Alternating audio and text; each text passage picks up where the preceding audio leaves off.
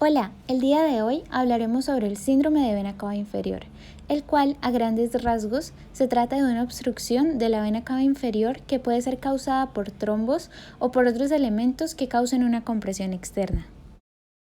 Es así como en primer lugar recordaremos algunas generalidades de la vena cava inferior. Entonces, resulta que estamos hablando de un gran vaso sanguíneo que mide alrededor de 22 centímetros de longitud y tiene un calibre que varía por porciones. Es así como en la porción superior es de 30 milímetros y en la porción inferior su calibre es de 20 milímetros. Adicionalmente, tiene dos ensanchamientos, uno a nivel de la vena renal y otro a nivel de la vena hepática. Su función es conducir hacia el atrio derecho toda la sangre desoxigenada que recoge de miembros inferiores, órgano reproductor y órganos intraabdominales.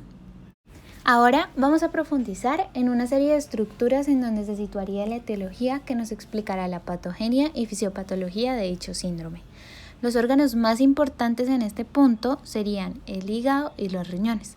Resulta que la etiología se debe a la presencia sea de neoplasias o de trombosis, aunque incluso se le atribuye a otros factores que serían causas no tumorales como la hipoplasia de la vena cava inferior, fibrosis retroperitoneal e incluso traumatismos. Entre las neoplasias, las que encontramos de manera más significativa sería el carcinoma hepatocelular y de las células renales. Pero si se presenta una obstrucción por trombosis, se daría en venas hepáticas, venas renales e incluso en extremidades inferiores.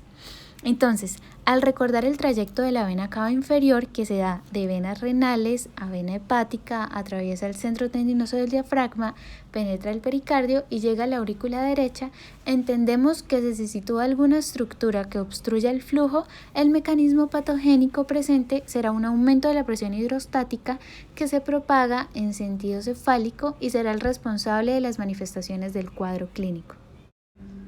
Continuando con la clínica, veremos la tríada de la vena cava inferior, en la cual el hallazgo más significativo será el edema en miembros inferiores y genitales, junto con distensión de las venas colaterales superficiales del abdomen y cianosis en miembros inferiores. Continuamente, el diagnóstico se puede efectuar mediante anamnesis, examen físico, ecografía, tomografía computarizada, resonancia magnética e iliocabografía por punción femoral bilateral. Finalmente, quería mencionar la importancia de esta patología y son sus complicaciones, en la cual evidenciaremos insuficiencia renal crónica que se manifiesta con proteinuria masiva, porque recordemos que el edema en riñón se evidencia con el mecanismo patogénico de disminución de la presión oncótica. Otras complicaciones serían ascitis, hipertensión de la vena cava inferior, insuficiencia hepática e incluso disminución del líbido.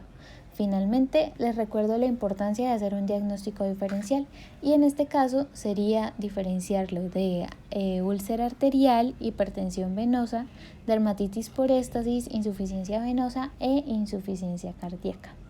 La información fue tomada de Patología de Robbins, novena edición del capítulo de Patología Venosa y una presentación realizada por la doctora Yoslena Delgado de la Universidad Nacional Experimental Francisco de Miranda.